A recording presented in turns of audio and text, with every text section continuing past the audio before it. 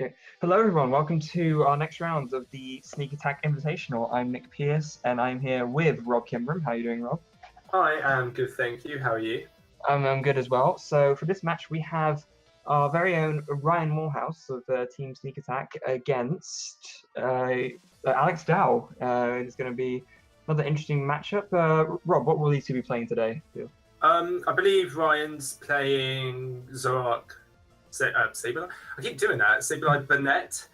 We've got, I think, Electrode Xerneas for Alex Dao, which I've not seen before, but I guess with the new pack, Celestial Storm, it comes with Electrode GX, which has a little bit of hype, but I'm not quite convinced by it just as yet. Yeah, it's very one of these cards in the new set that is sort of quite interesting to look at generally. Of course, we can get into more of what it does when the game match progresses, as it will be. Looks like Ryan going first, starting off with a Bridget, which is obviously really great for him, able to get out a Shuppet as well as the two Zoras. So yeah, this Zoroark Banette deck is, I guess, a kind of a new take on the very common it's very common throughout the season to pair Zoroark with something, and Banette is, I guess, just the new partner for it.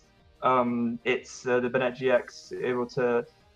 What does the Banette GX actually do? I should probably know that. Its ability is Shading Move. So once per turn, it can move one damage counter anywhere in play to another Pokemon, which makes this matchup actually very interesting because Zoroark GX can do a maximum 120 against Xerneas, but it's got 130 HP.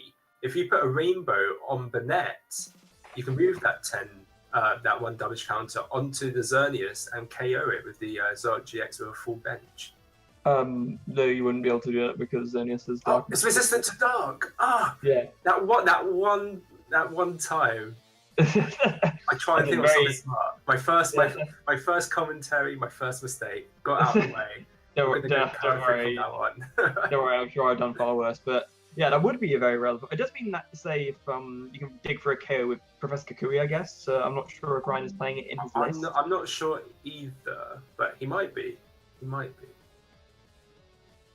Either way, it's going to be very, very interesting for sure to see how this plays out. And from Alex's side as well, thinking about this Electrode GX that, like with most Electrodes, has some ability which has to do with knocking itself out. In this instance being that when it does so, it can attach energies from the discard pile to Pokemon. So the idea being that, you just get a whole bunch of energy in discard, Explode, Electro GX. You do give out 2 prizes for doing it, of course, because it's a GX and it counts as a knockout, but then you just load it up with energy on a bunch of Xerneases, and you can use Xerneas Break's Life Stream attack to do a heck of a lot of damage. And it works great with N2. You can use that GX, that ability, and then just end them down to a lower price. So you're doing tons of damage, and they've got a low hand to recover from. But we've got quite a good start from Alex, I'd say. But he's parallel now, so he might need the Field Blower to be able to get more things on the bench, so he can spread his energy around, because you do not want all that energy on just 1 or 2 Pokemon. Yeah, absolutely. Now, Alex, being that he is going second, you can go in straight with the Geomancy. It looks like both our players are sending a lot of emojis to each other. Oh yeah, these guys are not only competing against each other, they are friends. So it's nice to see.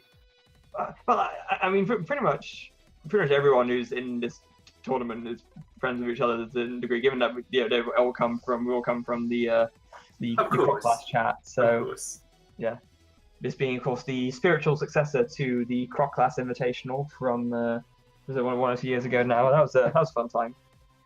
No, it was. So you can check those videos out on, I believe, the Omnipoke. I think they recorded it. No, they're on the older Team Cake channel actually. Oh wow! Yeah. Our own channel, and I didn't even realise. yeah, quite a while ago. What do you expect to see now? It's going to get Bridget to discard? Or... no, it looks like it's going to go for Delinquent actually, because he's got 3 cards in hand. Bringing Alex down to no cards in hand, the sneaky Delinquent getting in there, and it's going to end very badly for Alex very quickly.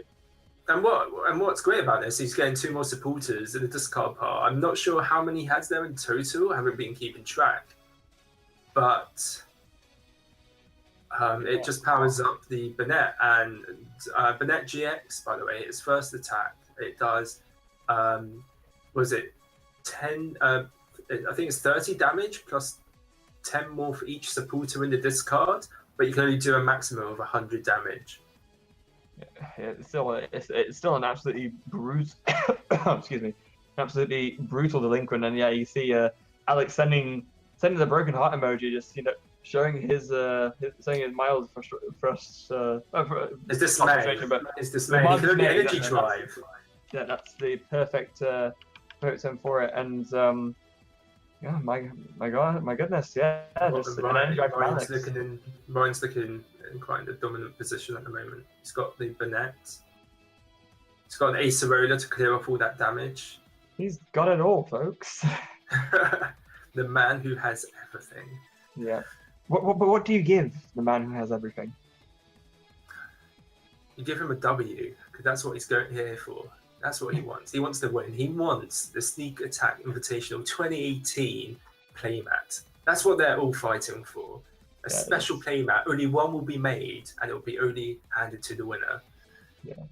It is that sweet loot that we will be gunning for. So for full clarity, it's actually Shadow Chance. There's one Psychic Genji. It does 30 damage plus 10 more for each support card in your discard pile, actually. And then you can't add more than 100 damage in this way. So it actually kind of breaks the trend of like Zoroark attacking partners, because like the thing that's common with almost all of them is that they all go up to do like 120 damage. So like with Golisopod, I mean, like it being an exception, but yeah, we've got Golisopod and Lucario and stuff like that. It tends to be like partner attacking that does 120. Banette actually able to get up to all the way to 130 damage with the Shadow Chant attack. So that's pretty cool. It's very strong, and I think there's a bit of buzz in this tournament, so it would be great to see it up against Buzz. I think Buzz would really struggle against it, because all it needs is a rainbow, even a rainbow to put it down to 180, 6 supporters in the discard and choice band to one-hit KO it. Either 3 supporters and a choice band, or 6 supporters. 6 supporters. Yeah, because it's 30 plus. Yeah, 30. I was thinking 10 plus. Yeah, so it's actually insane. And that was Alex scooping. Yeah, they're just far too strong a shot start from Ryan there, with that delinquent really sealing the deal for him. So we will be moving very swiftly onto a game 2. And I bet Ryan isn't going to, or rather, I bet Adam isn't going to fall for that one again. Not Adam, Alex even. I was just thinking, they're pretty much the same. It's because his username is AD, and usually think that would be Adam, but no, it's Alex. I mean, let's face it, it does seem like the sort of thing that Adam would fall for. No, exactly. So we've got a mulligan there from both players. Neither is going to draw that juicy +1. Indeed. No. But it looks like Alex has mulliganed again, so Ryan's going to get so far 1 extra card, which is great to have in a Zoro deck. Being able to start Bridget would be very good for him.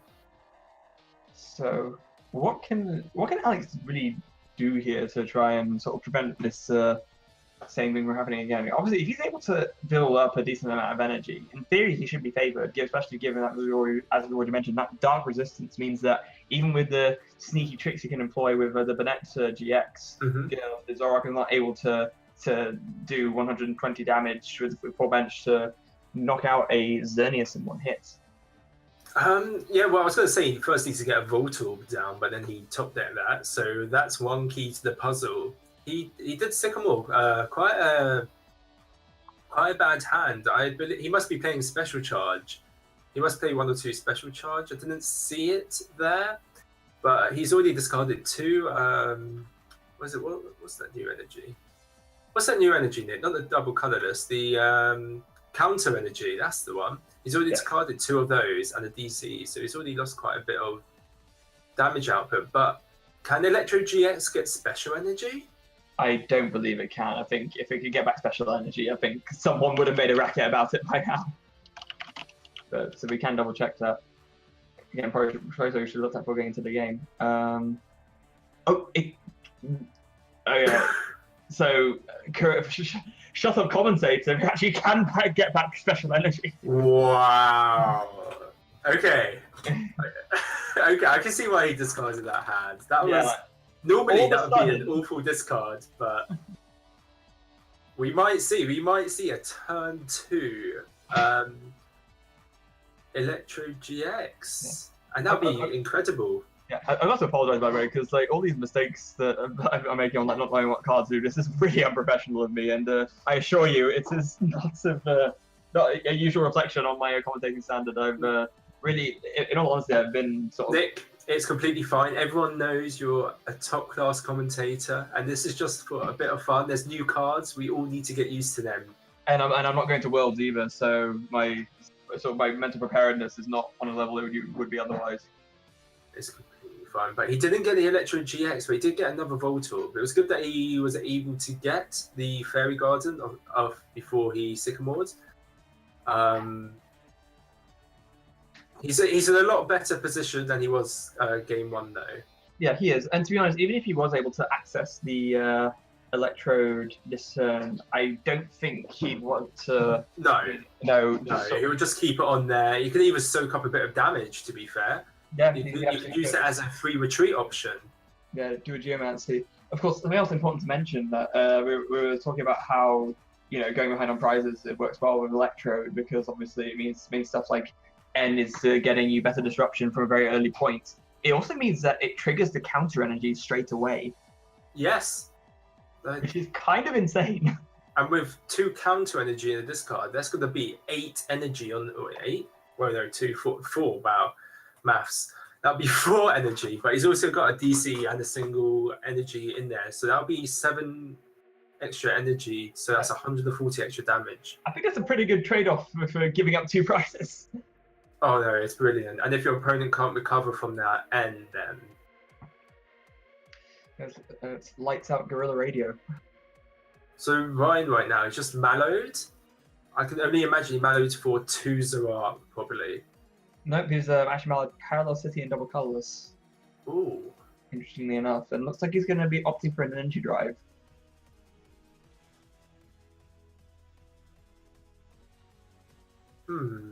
Now. I guess that's to get it in the KO range if it goes into Xerneas break. Now, here's the interesting thing here. We do see another counter energy in Alex's hand, but he has, again, no access to Electrode yet. So it said he opts to Guzma, and he's actually just going to go for the live stream for 100, going to take out one of those Zoras. That's not a bad play. I think it's good to save your ends. He got an Ultra Ball, which is pretty big though, of his prizes, so he can straight away get that Electrode GX, go behind on prizes, because they'll be down to 4, he'll be on 5, and then he can end. And he should have enough energy on the board to take down that Lele. 2, 4, 6, 8, 10. Yeah, he'll be able to take down anything. This could be the start of something pretty magical for Alex here, and I think this is exactly what he is sort of more or closer to the position that he wants to be in if he wants to, really take a commanding lead in this game, especially now that he has access to Ultra Ball, which it's not been end away either. But Ryan has just played a supporter for the turn into Cynthia, so yeah, I think next turn is going to be pretty scary for Ryan actually. Yeah, he just Cynthia'd. He's got 2 Zoroark, but aside from that, he's not going to take any direct KOs. The other thing is, nothing on Ryan's side of the board threatens a KO on the Xerneas break at this point. Even if Ryan were to bench something else, it's still a maximum. Nothing can KO it. No, nothing. And he hasn't got a shot hit. And there's an Evo Soda as well, so not only... into 2. But no, that's not happening. no, I think that would be unwise. I think there's one Electrode now. When he wants the Ultra Ball for an energy, 1 more energy. Yeah, I think that would probably be sensible. The only issue is the parallel. He hasn't got a lot of targets to put this energy on. He doesn't. Unless he gets another Electrode out and puts all the energy onto that Electrode. It's a possibility. Because then that's got more HP. Oh no! What he can No, actually going for it now. Interestingly enough. That's very interesting. Okay, so I guess he's just accepting that he's gonna have to overcommit on the Pokemon that he already has.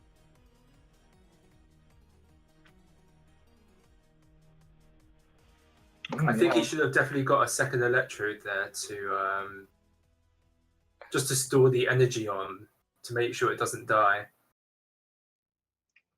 Maybe his plan was to kill it and then put on Xerneas straight after, which obviously it was.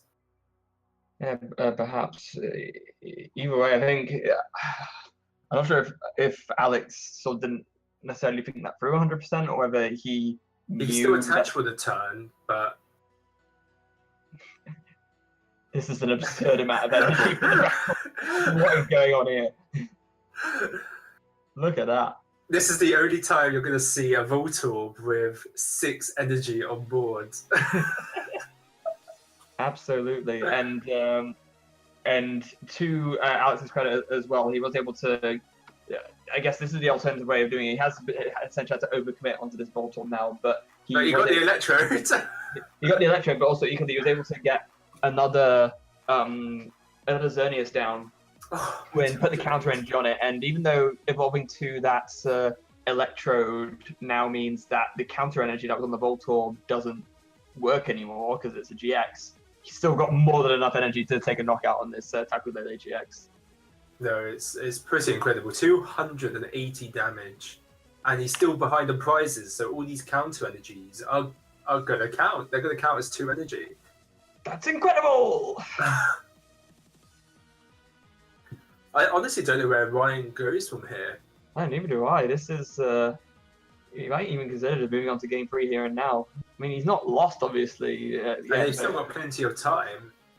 Still got 33 minutes, but it's not looking good for him.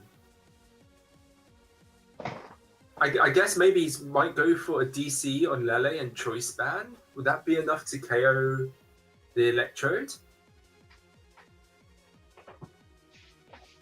It is. It would be. That would be 160 energy and plus the 30 from Choice Band. But I guess he's only got an N available this turn. Wait. Oh, with the energy drive. Oh, wow. That would. Well, hold on. That would take off 100 damage off the board. Oh no, 120 damage. I would say don't forget the counter energy only counts for 1 because it's on the Electrode. Oh yeah, he's ahead now. Yeah, he's ahead. Yeah, because counter energy does not work on GX Pokemon. And that is also true. Thank you for correcting me, Mr. Nick.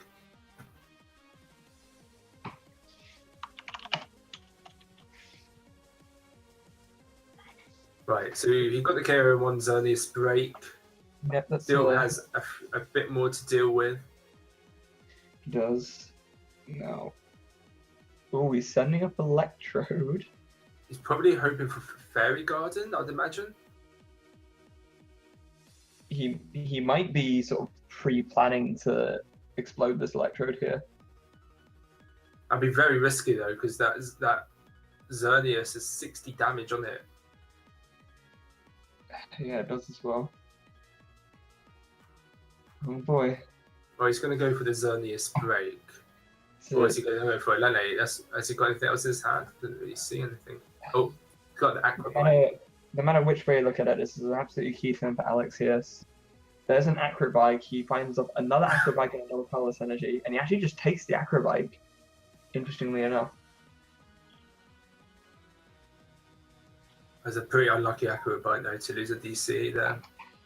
I mean, he can reattach it with the Electrode if he does decide to take the risk and blow it up.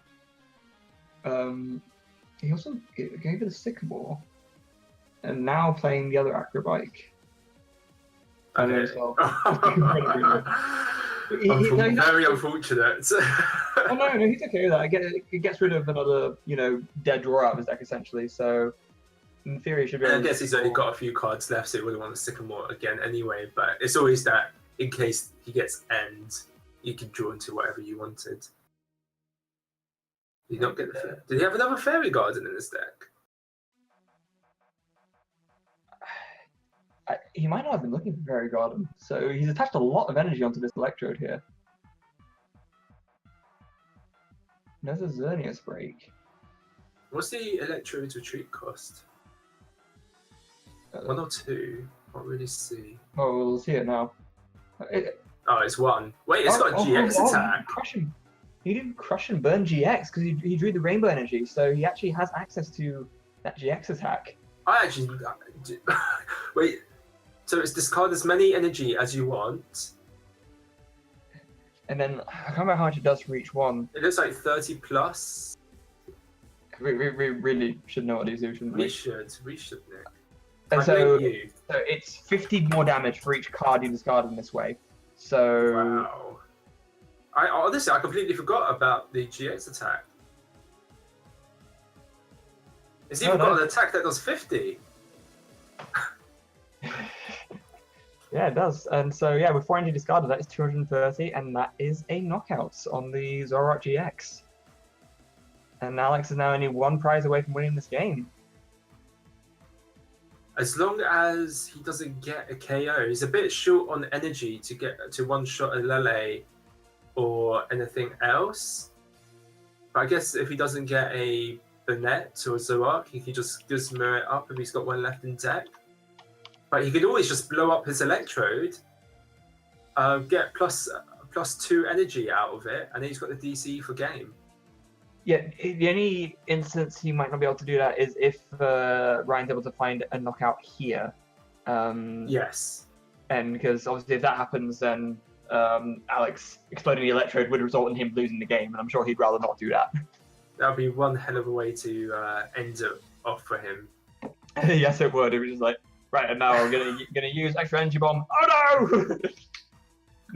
Going out of the winners finals in style. Going out of a bang, almost Electro bang. but that's what Electro does. So yeah, it does.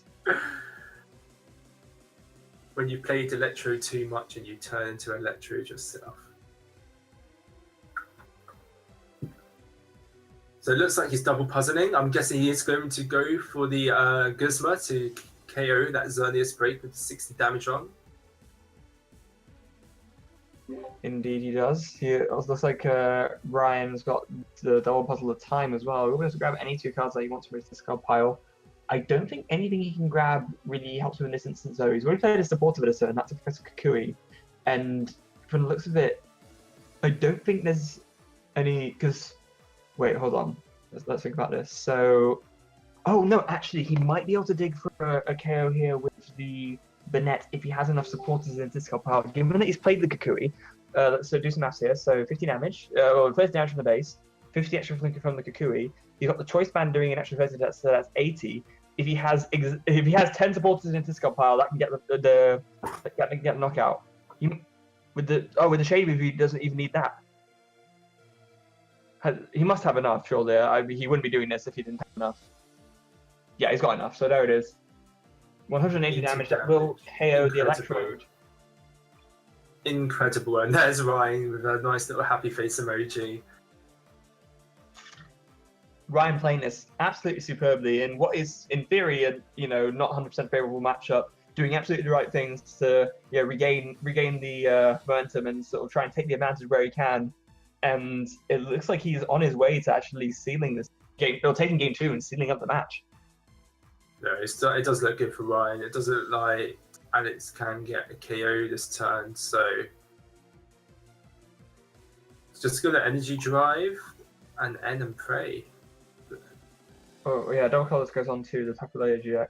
There's an Acrobike again. Can use Instruct first. Yeah, probably best to hold on to that, because if he can get a Gizmo next turn, as long as he doesn't Ace Roller the Banette, then he'll be in a good position. again, the consideration has to be what, because both of these players only need one more prize to take the win. So if you know, there's a lot of stuff that is just sort of. Wait, doesn't Banette do 180? Oh yeah, it doesn't even. Okay, it doesn't even matter. It doesn't even matter. Alex can see. He completely forgot. We completely forgot. Yeah. Right. Okay. I was 160. Where was that plus 20 from? Oh, the Kukui. Yeah. Okay. So he did need to do the shady move, but no, it was actually just completely irrelevant. Banette GX showing its strength there as Ryan takes game 2 and takes the match and will be advancing to the winners bracket, whilst Alex drops down to the losers brackets. It was quite a good showcase though. 2 new decks with Celestial still being very key to Ryan's win. But it looked very good, the Electrode GX on Xerneas. Yeah, it did. The combo is definitely there, and it's a very interesting deck / list. It's looking forward very much to see. Looking forward very much to seeing more of the deck in action. Now, shall we get the players in quickly for a chat here at the end? Yep. Let's give a nice little interview to get them to interview. Talk to them about each other and their deck choices. Yeah, let's unmute these guys then. Alright, gentlemen, good game. Thank you. Yeah. You two are being recorded, by the way, just so you know.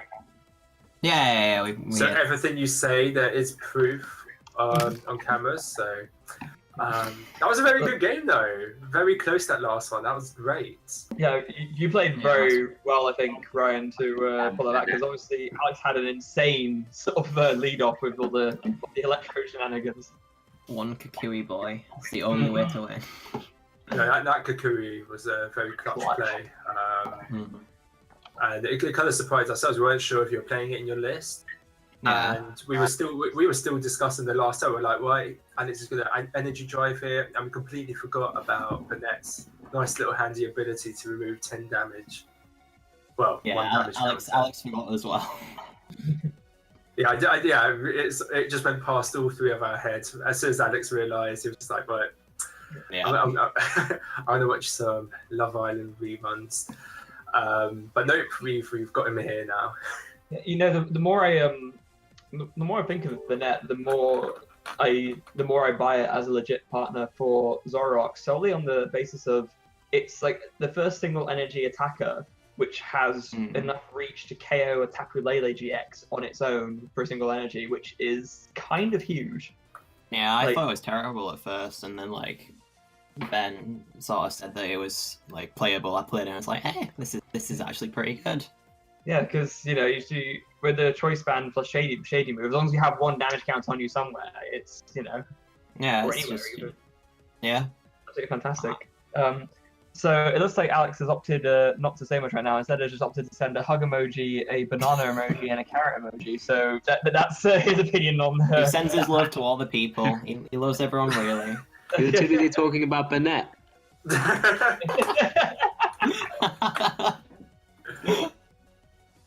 So Alex, what made you go with Electrode GX and Xerneas Spray?